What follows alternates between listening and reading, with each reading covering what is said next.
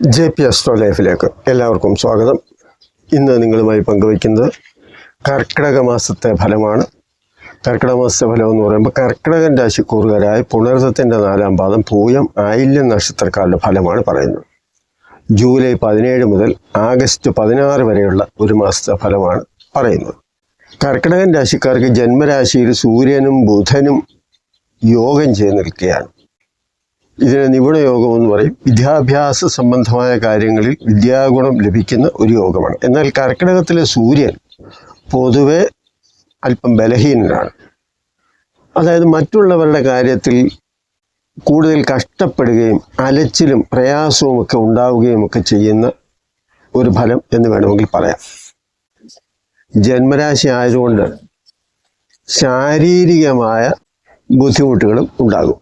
കർക്കിടകൻ രാശി എന്ന് പറയുമ്പോൾ അതിനൊരു സ്ഥിരതയില്ലാത്ത രാശിയാണ്. കാരണം ചന്ദ്രൻ്റെ ഏറ്റക്കുറച്ചിലനുസരിച്ച്, അതായത് വെളുത്തപക്ഷവും കറുത്തപക്ഷവും അനുസരിച്ച് ചില സമയത്ത് നല്ല അനുഭവങ്ങളും ചില സമയത്ത് മോശമായ അനുഭവങ്ങളും ഇങ്ങനെ അങ്ങോട്ടും ഇങ്ങോട്ടും മാറി മാറി വരുന്ന ഒരു ഫലമാണ് സാധാരണ കർക്കിടകൻ രാശിക്കാർക്ക് ഉണ്ടാകുന്നത്. ഇടയ്ക്കിടയ്ക്ക് സന്തോഷമുണ്ടാകും, ഇടയ്ക്കിടയ്ക്ക് കഷ്ടപ്പാടും പ്രയാസങ്ങളും ഇങ്ങനെ സാധാരണമായി തന്നെ ഗുണവും ദോഷവും അനുഭവപ്പെട്ടുകൊണ്ടിരിക്കുന്ന ഒരു രാശിയാണ്. പൂർവ്വബന്ധുക്കളുടെ സഹായവും അതുപോലെ തന്നെ പൂർവ്വധനവും വളരെ കുറച്ച് മാത്രം ലഭിക്കുന്ന ഒരു രാശിക്കാർ കൂടിയാണ് ഈ കർക്കിടകൻ രാശിക്കാർ.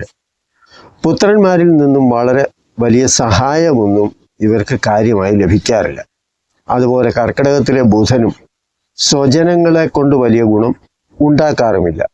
എന്നാൽ ബുദ്ധിപരമായ കാര്യത്തിലും വിദ്യാഭ്യാസ സംബന്ധമായ കാര്യത്തിലുമൊക്കെ വളരെ മെച്ചമാണ്. 2-ാം ഭാവാധിപനായ സൂര്യൻ ജന്മരാശിയിലായതുകൊണ്ട് തന്നെ സാമ്പത്തികമായ ചില ബാധ്യതകളൊക്കെ കുടുംബപരമായിട്ട് വരാം. അത് പരിഹരിക്കേണ്ട ബാധ്യതയും ചിലപ്പോൾ ഇവർക്ക് തന്നെ വന്നുകൂടും. 2-ൽ നിൽക്കുന്ന ചൊവ്വ സാമ്പത്തിക പ്രശ്നങ്ങളും അതുപോലെ തന്നെ പറഞ്ഞ വാക്കിനെ ചൊല്ലി തർക്കവും ഭൂമി സംബന്ധമായും കുടുംബ സംബന്ധമായും ഒക്കെ ചില തർക്കങ്ങളുമൊക്കെ ഉണ്ടാകാനിടയുണ്ട്. അതുപോലെ സഹോദരങ്ങളുമായിട്ട് ചില കലഹവും അഭിപ്രായ വ്യത്യാസവും ഒക്കെ ഉണ്ടാകാനും സാധ്യത വരാം. വിദ്യാഭ്യാസ സംബന്ധമായി അത്ര നല്ല സമയം എന്ന് പറയാനുമില്ല. ചൊവ്വ പഠനകാര്യത്തിൽ തടസ്സവും തർക്കവും ഉണ്ടാക്കുന്ന ഒരു ഗ്രഹം കൂടിയാണ്. 2-ാം ഭാവത്തിൽ കേതു നിൽക്കുന്നതും അത്ര നല്ലതല്ല. സാമ്പത്തിക കാര്യത്തിലും വിദ്യാഭ്യാസ കാര്യത്തിലും നേരായ വഴി മാറി ചിന്തിക്കാൻ ഇവരെ പ്രേരിപ്പിക്കും. മറ്റുള്ളവരുടെ കയ്യിൽ ഇരിക്കുന്നത് ആഗ്രഹിച്ച് നടക്കും. എന്നാൽ അത് ലഭിക്കുമോ എന്ന് ചോദിച്ചാൽ പലപ്പോഴും ലഭിക്കാറുമില്ല. അതുപോലെ കർക്കിടകൻ രാശിക്കാർക്ക് അഷ്ടമത്തിൽ നിൽക്കുന്ന രാഹു പലവിധ ബുദ്ധിമുട്ടുകളും ഉണ്ടാക്കും. ആരോഗ്യ പ്രശ്നങ്ങൾ, അപവാദം, ഒരു കാര്യവും പെട്ടെന്ന് നടത്താൻ സമ്മതിക്കാതെ കാലതാമസം ഉണ്ടാക്കിക്കൊണ്ടിരിക്കുന്ന ഒരു കാര്യം കൂടിയാണ്. ഭാഗ്യാധിപൻ നഷ്ടസ്ഥാനത്തും ഭാഗ്യസ്ഥാനത്ത് അഷ്ടമാധിപനായ ശനിയും വരുന്നതും ഒരു തരത്തിൽ ഭാഗ്യദോഷമെന്ന് തന്നെ വേണം പറയാൻ. 9-ാം ഭാവം പിതാവ്, ഗുരുജനങ്ങളെ, പൂർവ്വപുണ്യം, ഭാഗ്യം, പുത്രന്, പൗത്രന് മുതലായവരെയൊക്കെ സൂചിപ്പിക്കുന്ന ഒരു കാര്യമാണ്. പൂർവ്വപുണ്യഫലം അനുഭവിക്കാനായി ജനിച്ച ഈ ജന്മത്തിൽ ധാർമ്മികമായ കാര്യങ്ങൾക്ക് വളരെ പ്രാധാന്യം നൽകേണ്ടതിന് പകരം മനസ്സിൽ തോന്നുന്ന ഓരോ ആഗ്രഹങ്ങൾ നിറവേറ്റാനായിട്ട് പെട്ടെന്ന് സാധിക്കണമെന്ന ചിന്തയിൽ ഓരോന്ന് ചെയ്തുകൊണ്ടിരിക്കും. അതെല്ലാം ശനിയെപ്പോലെ വളരെ പതുക്കെ പ്രയാസത്തോടു കൂടി മാത്രം ചില കാര്യങ്ങൾ സാധിക്കുകയും പലതും സാധിക്കാതെ അവശേഷിക്കുകയും ചെയ്യും. 9-ലെ ശനി പിതൃധർമ്മം, പുത്രധർമ്മം, പുണ്യപ്രവർത്തികൾ മുതലായവയ്ക്കൊക്കെ വലിയ പ്രാധാന്യമൊന്നും നൽകത്തില്ല. അതിനൊക്കെ കുറവുണ്ടാകും. അതുപോലെ എങ്ങനെയും കാര്യം നേടണം എന്ന ഒരു ചിന്ത, സ്വജനങ്ങളോട് അകൽച്ച, ദുർജനങ്ങളോട് അടുപ്പം, ഇതൊക്കെ തന്നെ ഇതിൻ്റെ ഫലമായിട്ട് പറയണം. കളത്രസുഖം, കുടുംബസുഖം, മനസ്സുഖം എന്നിവയൊക്കെ കുറയും. ജൂലൈ 28 മുതൽ ചൊവ്വ കന്നിരാശിയിലേക്ക് മാറുമ്പോൾ 3-ാം ഭാവത്തിൽ നല്ല ഫലമാണ് ചൊവ്വ നൽകുന്നത്.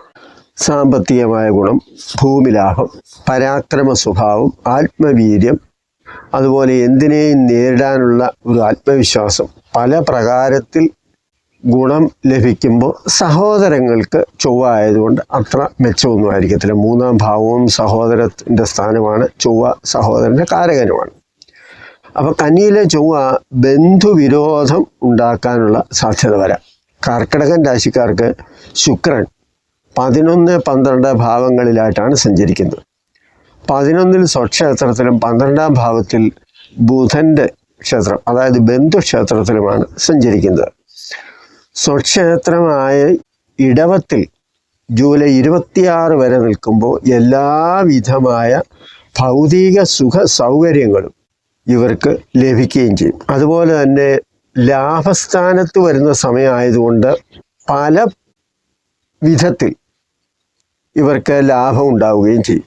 സ്വപ്രയത്നം കൊണ്ട് പലതും നേടാൻ കഴിയുന്ന ഒരവസരം കൂടിയാണ് ഇപ്പോഴത്തെ അവസരം, ഈ കർക്കിടക മാസം. ഭൗതികമായ എല്ലാ സുഖ സൗകര്യങ്ങളും മഹാലക്ഷ്മി യോഗം പോലെ വന്നു ചേരുന്ന ഒരു ഭാവമാണ് 11. 12-ൽ മിഥുനത്തിൽ വരുന്ന ശുക്രനും പല ഗുണങ്ങളും നൽകും. ഇഷ്ടമായ ഭക്ഷണം, അതുപോലെ ധനലാഭം, സുഖകരമായ നിദ്ര, അതുപോലെ അല്പം അലസതയും. പൊതുവെ നോക്കുമ്പോൾ ഈ രാശിക്കാർക്ക് ഏറ്റവും അനുകൂലമായി നിൽക്കുന്ന ഗ്രഹമാണ് ശുക്രൻ. ജൂലൈ 26-ന് ശേഷം ഗുരു ശുക്ര യോഗവും കൂടി വരും. വ്യാഴം നഷ്ടസ്ഥാനത്താണെങ്കിലും 9-ൽ പൂർണ്ണ ദൃഷ്ടി ചെയ്യുന്നത് കർക്കിടകൻ രാശിക്കാർക്ക് അഷ്ടമത്തിലാണ് വരുന്നത്. അതുപോലെ 5-ാം ഭാവദൃഷ്ടി കർക്കിടകൻ രാശിക്കാരെ സംബന്ധിച്ചിടത്തോളം 4-ാം ഭാവത്തിൽ വരും. ഇതെല്ലാം പൊതുവെ ഗുണമുള്ള ഒരു കാര്യം കൂടിയാണ്. അതുപോലെ ജൂലൈ മാസം ഏതാണ്ടൊരു പകുതിയോടുകൂടി, അതായത് 13-ാം തീയതി മുതൽ അല്ലെങ്കിൽ അതിന് ശേഷം എന്ന് വേണമെങ്കിൽ പറയാം, ശനിക്ക് വക്രഗതിയും കൂടി വരും. അപ്പം അങ്ങനെ വരുമ്പോൾ ശനി അനുകൂലമല്ലാതെ നിൽക്കുന്നവർക്കും വ്യാഴത്തിൻ്റെ ഏതെങ്കിലും ഒരു ആനുകൂല്യം ലഭിക്കുന്നുണ്ട് എങ്കിൽ അത് ഒരു നല്ല കാര്യമായിട്ട് വരും. ഇവിടെ 12-ാം ഭാവത്തിലാണ് വ്യാഴവും ശുക്രനും വരുന്നതെങ്കിലും ശുക്രന് യാതൊരു പ്രശ്നങ്ങളുമില്ല.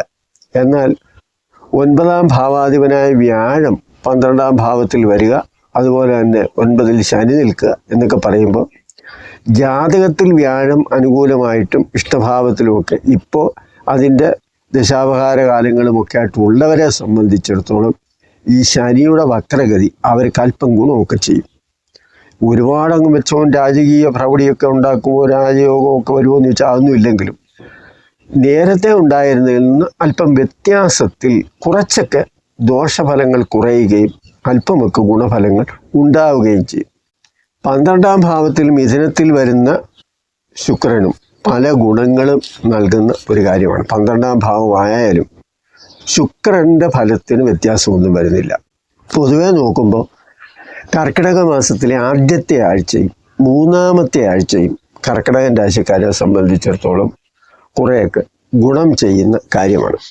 അപ്പോൾ കർക്കിടകൻ രാശിക്കാർ ശ്രദ്ധിക്കേണ്ട കാര്യം എന്താണെന്ന് ചോദിച്ചാൽ, ചൊവ്വ ഇവർക്ക് അത്ര, അതായത് 2-ഉം 3-ഉം ഭാവത്തിലാണ് വരുന്നത്. അപ്പോൾ 2-ാം ഭാവത്തിൽ ചിങ്ങൻ രാശിയിൽ വരുന്ന ചൊവ്വ അനുകൂലമല്ല. അതുപോലെ ശനി വക്രഗതി ആണെങ്കിലും ജാതകത്തിൽ ശനി അനുകൂലമായിട്ടും ബലവാനായിട്ടും ഒക്കെ നിൽക്കുന്നവരെ സംബന്ധിച്ച് ഈ വക്രഗതിയിൽ എന്തെങ്കിലുമൊക്കെ കുറേ ഗുണങ്ങൾ ഉണ്ടാകാം. എങ്കിലും 9-ാം ഭാവത്തിലാണ് ശനി നിൽക്കുന്നത്. അപ്പോൾ അതുകൊണ്ട് സ്വാഭാവികമായിട്ടും ശനിയുടെ കാര്യത്തിലും വ്യാഴം അനുകൂലമല്ലല്ലോ, 12-ാം ഭാവത്തിലാണ് നിൽക്കുന്നത്. അപ്പോൾ അതുകൊണ്ട് വ്യാഴത്തിൻ്റെ പ്രീതി ഉണ്ടാക്കുക, വിഷ്ണുവിനെ ഭജിക്കുക, വിഷ്ണുവിൻ്റെ ക്ഷേത്രത്തിൽ വഴിപാടുകൾ നടത്തുക. അതുപോലെ ചൊവ്വായുടെ കാര്യത്തിന് സുബ്രഹ്മണ്യനെ പ്രീതിപ്പെടുത്തുക, സുബ്രഹ്മണ്യ ക്ഷേത്രത്തിൽ വഴിപാട് നടത്തുകയും പ്രാർത്ഥിക്കുകയും ചൊവ്വാഴ്ച ദിവസം അവിടെ പോയി തൊഴുകയൊക്കെ ചെയ്യുക. ഇങ്ങനെയൊക്കെ ചെയ്യുമ്പോൾ സ്വാഭാവികമായിട്ടും വ്യാഴത്തിൻ്റെ ഒരു ആനുകൂല്യം നമുക്ക് ഒരല്പമെങ്കിലും മെച്ചമായി വരികയാണെങ്കിൽ, കാരണം വ്യാഴത്തിൻ്റെ രാശിയിലാണ് ശനി നിൽക്കുന്നത്. അപ്പോൾ അങ്ങനെ നിൽക്കുകയാണെങ്കിൽ ഈ വക്രഗതി, ശനിയുടെ വക്രഗതിയിൽ അല്പമൊക്കെ മെച്ചം നമുക്ക് പ്രതീക്ഷിക്കാം. ഈ വീഡിയോ നിങ്ങൾക്ക് ഇഷ്ടപ്പെട്ട് കാണും എന്ന് ഞാൻ വിചാരിക്കുന്നു. ഇഷ്ടപ്പെട്ടാൽ മറ്റുള്ളവർ കൂടി ഷെയർ ചെയ്ത് കൊടുക്കുക, ലൈക്ക് ചെയ്യുക. നന്ദി, നമസ്കാരം.